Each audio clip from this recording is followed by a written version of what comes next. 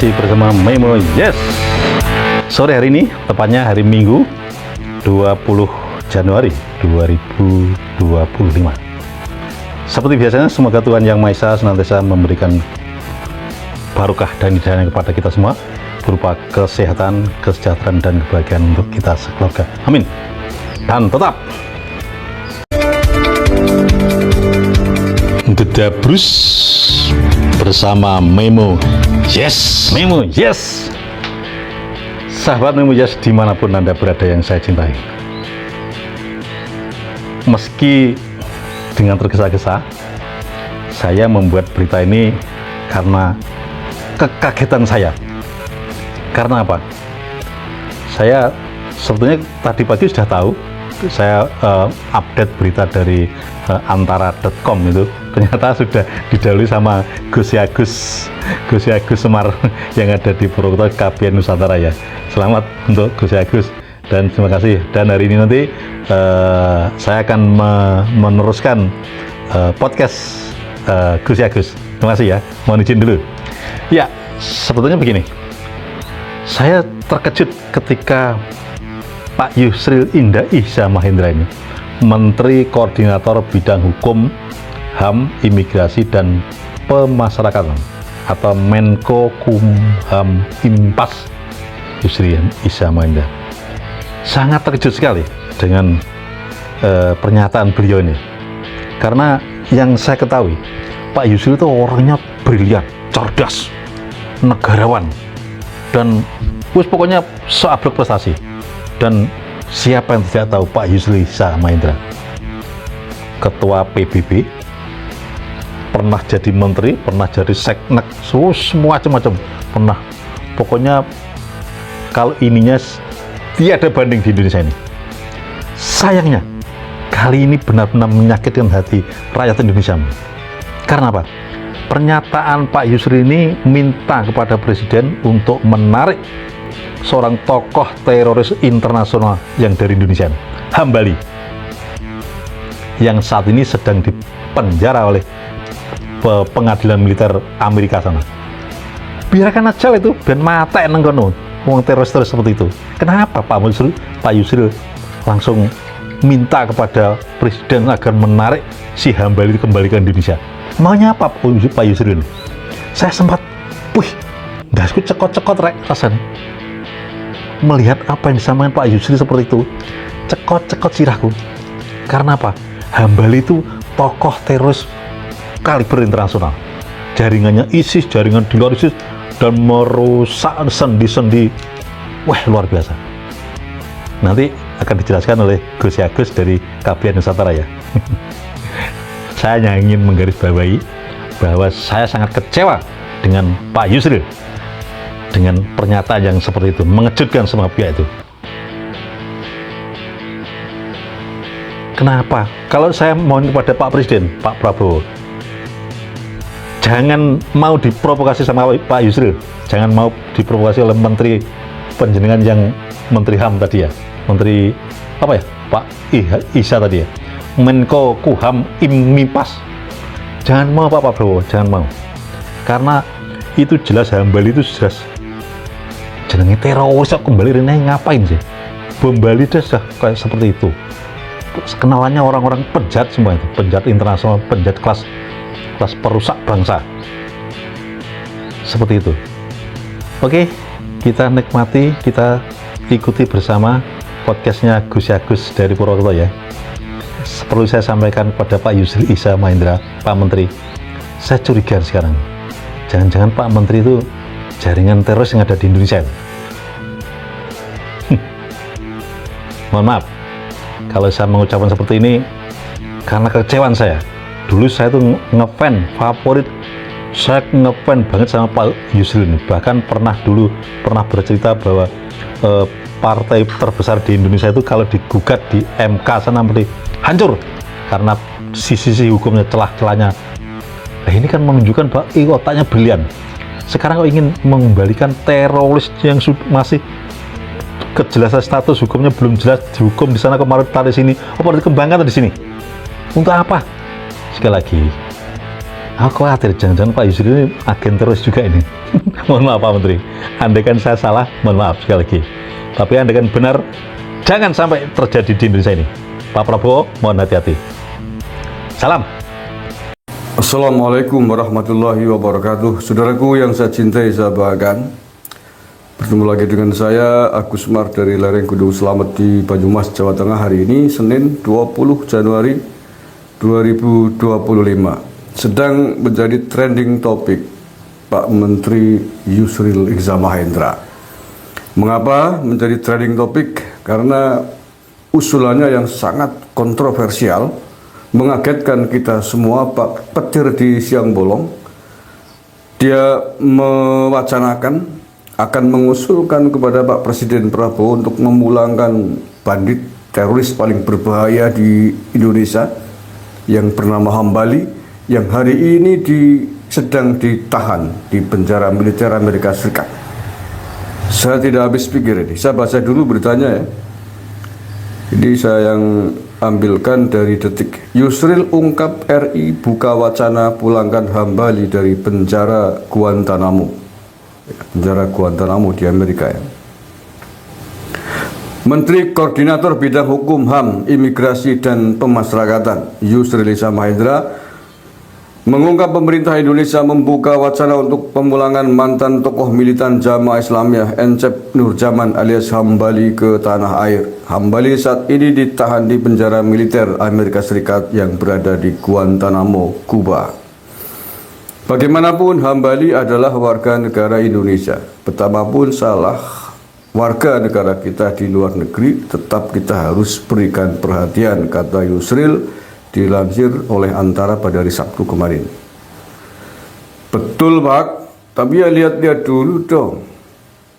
Walaupun dia warga negara Indonesia, lihat-lihat dulu track recordnya seperti apa bahayanya. Sebagai menteri, sebagai politisi tingkat nasional sebelum media, Pak Yusril pasti tahu lah sepak terjang Hambali seperti apa. 200 korban jiwa lebih pada tragedi bom Bali 1, itu karyanya. Kemudian mau dibawa pulang ke tanah air. Maksudnya apa? Untuk menjadi ideolog lagi, untuk menjadi penebar radikalisme, terorisme lagi di tanah air. Bagaimana Pak Hambali? Pak Yusril? Masih banyak lah. Kalau hanya persoalan empati membela warga negara kita sendiri, Pak Menteri, Pak Yusril, narapidana lain yang tidak terlibat dengan aksi terorisme berbahaya ini di luar negeri masih banyak Pak. Mengapa pilihannya kepada Hambali, kepada tokoh pentolan teroris yang terhubung dengan Al-Qaeda ini? Apa nggak ada? Kecuali tidak ada satupun warga negara kita yang dipenjara di luar negeri. Hanya satu-satunya Hambali itu kemudian berusaha ingin dipulangkan ke tanah air, ya kita maklumi. Ratusan loh warga negara kita yang sedang ditahan di penjara di luar negeri, di berbagai negara. Beberapa puluhan diantaranya adalah terpidana mati di sana. Itu dong yang memang dianggap kesalahannya tidak fatal, baik di negara bersangkutan ataupun di sini. Wah, ini jaringan teroris internasional ya. Kok mau dibawa pulang? Maksudnya apa ini? Untuk apa dibawa pulang? Kalau perlu eksekusi mati di sana kita dukung. Lah ya, orang perusak agama, perusak kemanusiaan. Kok mau dipulangkan? Maksudnya gimana Pak Yusril itu? Oke, saya lanjutkan dulu ya. Hambali merupakan teroris yang terlibat dalam aksi bom Bali 2002. Itu dia kan? Dia lalu ditahan di Guantanamo atas permintaan pemerintah Amerika Serikat. Namun hingga saat ini perkara Hambali belum mendapatkan kepastian hukum karena belum diadili oleh penegak hukum setempat. Ya mungkin karena melihat kejahatannya yang luar biasa itu gitu. Jadi dires nang penjara Karawang Banyumas, dibiarkan di penjara sana sudah 20 tahunan belum diadili.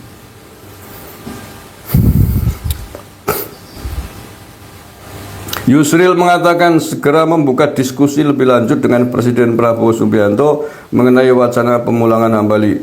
Pemerintah Indonesia dan kata Yusril juga akan membahas opsi pemulangan Hambali dengan pemerintah Amerika Serikat. Jangan diadesi Pak Presiden, mohon maaf.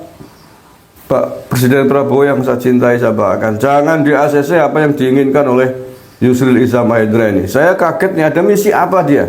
Tiba-tiba aku berusaha ingin memulangkan teroris yang sangat berbahaya, tidak hanya bagi Indonesia, tapi negara lain. Sekali lagi mohon perhatian yang sangat serius buat Pak Prabowo Subianto.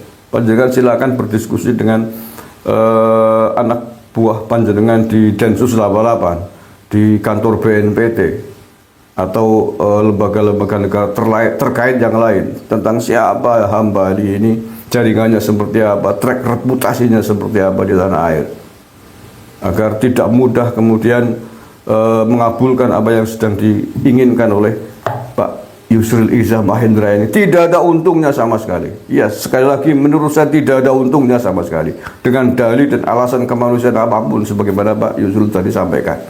Justru sangat membahayakan. Ini bisa membangkitkan sel-sel tidur jaringannya Hambali yang masih bertebaran di berbagai sudut kota di Indonesia, dengan pentolan tokohnya dibawa ke sini. Itu sama saja dengan membuka kuliah baru yang selama ini sudah ditahan, ditekan, ditutup oleh Densus 88. Apa gunanya Densus 88 sekian lama selalu mengendus jaringan-jaringan sel-sel terorisme kalau kemudian pentolannya dibawa ke sini? Itu sama saja dengan membuat frustasi mereka semuanya. Iya, tokoh pentolan yang mestinya dieksekusi mati, dihukum keras, kok malah mau dipulangkan ke tanah air, gimana caranya? Allah ya Karim. Oke, baik.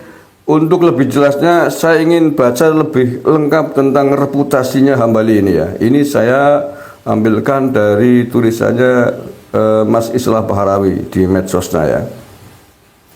Ini sangat lengkap ini, reputasi rekam jejaknya. Oke, saya ambilkan yang paling penting. Hambali adalah seorang ideolog, konseptor dan inisiator sejati dalam dunia teror yang membajak nama Islam. Dia mantan ketua Mantiki atau Provinsi 1 Jamaah Islamiyah Asia Tenggara yang terhubung langsung dengan Osama bin Laden dan Ayman al-Zawahiri. Salah satu murid ideologis Hambali adalah Dul Matin, DPO 6 negara yang kepalanya dihargai 10 juta dolar oleh FBI dan tewas ditembak oleh Densus 88 pada tahun 2010 di Pamulang. Hambali ditangkap dalam pelariannya pada tahun 2003 di Ayutthaya, Thailand. Pasca ditangkap, dia dipindahkan beberapa kali untuk diamankan di beberapa safe house hingga ke Yordania untuk menghindari upaya pembebasan paksa dari pihak Al-Qaeda. Hambali akhirnya dipindah ke penjara Guantanamo pada tahun 2006. Ya, dia terhubung langsung dengan Al-Qaeda, jaringan terorisme yang sangat berbahaya selevel dengan ISIS itu. Hambali banyak terlibat dalam rencana aksi teror di berbagai tempat di Asia Tenggara ya, tidak hanya di Indonesia, di Asia Tenggara. Bahkan dia sempat membuat pasukan khusus teror global di Pakistan bernama Al-Ghuraba. Rekam jejaknya di Asia Tenggara diawali oleh rencananya untuk membom beberapa lokasi strategis di Singapura, termasuk stasiun MRT Yisun pada tahun 1999. Rencana itu batal setelah otoritas keamanan Singapura menangkap 19 anggota jaringan Hambali di Singapura. Hambali selanjutnya mengorkestrasi perencanaan dan pendanaan aksi serentak bom malam Natal pada 24 Desember tahun 2000 di beberapa gereja yang tersebar di 7 kota besar di Indonesia. 18 orang tewas dalam aksi pengecutnya itu. Setelah melakukan aksi terornya, Hambali lalu bersembunyi di perbatasan Pakistan Afghanistan sejak 1 Februari 2001. Meski demikian, dia tetap melakukan kontak dengan beberapa vaksinnya di Indonesia dan Malaysia untuk mengawasi rencana pemboman berikutnya. Kejahatan terbesar Hambali adalah mengatur perencanaan dan pendanaan bersama Ali Gufron 3 serangan bom estafet di Padis Pub dan Sari Club Bali pada 12 Oktober 2002. Serangan itu menewaskan 203 orang dan 209 terluka. Peristiwa itu dikenal dengan geger atau bom Bali 1. Dalangnya Hambali. pengendalinya. Dari beberapa sidang di pengadilan, nama Hambali banyak disebut sebagai mastermind dari semua aksi teror yang terjadi di Indonesia sejak tahun 2000 hingga 2005. Semisal serangan bom di kedubes Filipina dan Australia, Hotel JW Marriott dan Ritz-Carlton di Jakarta. Hambali juga dikaitkan dengan serangan teror 11 September 2001 di Amerika. Dia sempat memfasilitasi kunjungan Khalid Al-Mihdhar dan Nawaf Al-Hasmi ke Kuala Lumpur pada bulan Januari tahun 2000. Khalid dan Nawaf kemudian diketahui sebagai pembajak pesawat American Airlines 77 yang ditabrakkan ke Pentagon. Hampir semua teroris yang kemudian malang melintang di Indonesia, Singapura, Malaysia, Thailand, dan Filipina juga terhubung dengan nama Hambali. Semisal Abdul Matin, Ali Gufron, Abu Bakar Basir, Nasore Saesang atau di Thailand, Mas Slamet Kasari di Singapura, Fatur Rahman Al-Hosi Filipina, dan Dr. Azhari dan Nurdin M. Top Indonesia, Malaysia. Oke, itu rekam jejaknya Hambali. Mengerikan. Sangat dahsyat mengerikannya. Orang yang sangat berbahaya, yang tidak mungkin akan kita terima dan harus kita tolak. Jika Pak Yusril Iza Mahendra masih ingin mengembalikan, mewacanakan Hambali pulang ke tanah air. Kita tidak butuh sampah-sampah peradaban. Kita butuh sosok-sosok yang menjadi pelopor toleransi beragama, sosok-sosok yang mengembangkan Bhinneka Tunggal Ika, sosok-sosok yang menjunjung tinggi Pancasila, mengembangkan Pancasila. Demi apa? Demi Indonesia yang rukun, yang tentram, yang damai, agar kita di dalam menjalankan aktivitasnya masing-masing berbangsa dan bernegara, apapun profesinya, apapun jabatannya, pekerjaannya, bisa dilaksanakan dengan aman, nyaman, baik, lancar, tidak ada teror apapun. Terima kasih. Assalamualaikum warahmatullahi wabarakatuh. Sahabat Memo Yes, dimanapun Anda berada yang saya cintai. Terima kasih masih bersama Memo Yes selama kurang lebih 20 menit tadi. Dan Memo Yes tetap mengawal demokrasi dan dinamika di Indonesia ini berdasarkan fakta, logika, dan analisa. Salam. Gedabrus bersama Memo Yes.